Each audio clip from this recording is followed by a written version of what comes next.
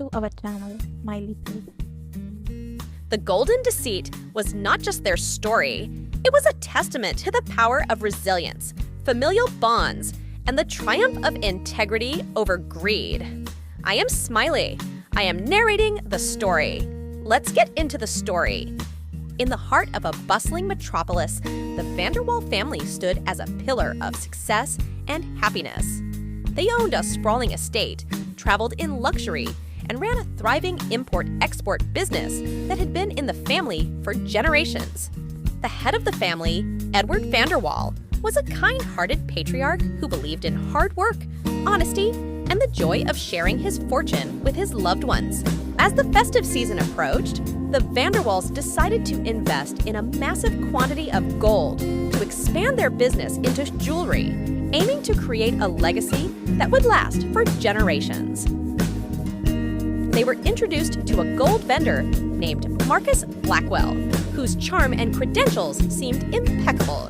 However, beneath his polished exterior, Marcus was a master manipulator with intentions far darker than they could imagine.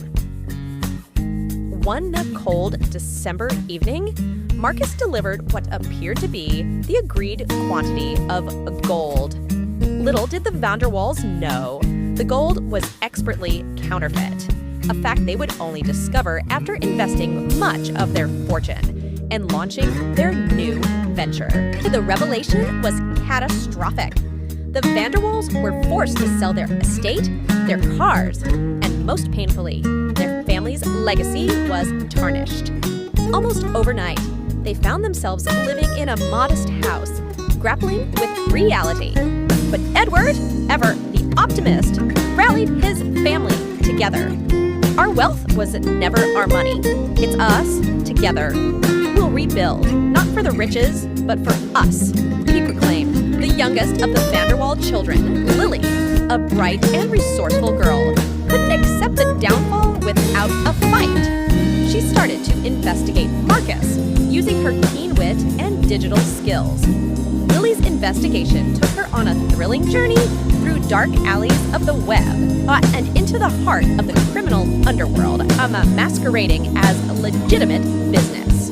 With each step, Lily uncovered more of Marcus's deceit, discovering he had swindled not just them, but many others.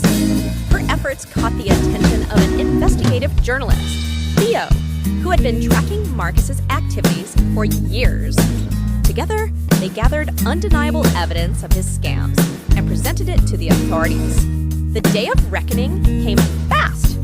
Marcus, caught off guard by the tenacity of a young girl and the persistence of truth, was arrested and faced a long list of charges.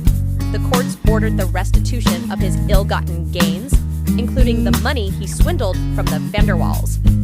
Though the return of their funds did not magically restore their lives to what they had been, it allowed the Vanderwalls to restart their business, this time with a focus on authenticity and resilience.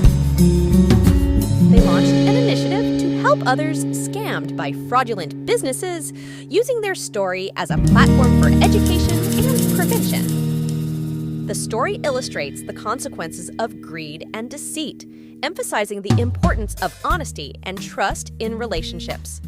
Despite facing adversity and betrayal, the Vanderwall family learns that their unity and values are more valuable than any material possessions. The end of the story paves the way for a new beginning in another tale. Don't forget to subscribe.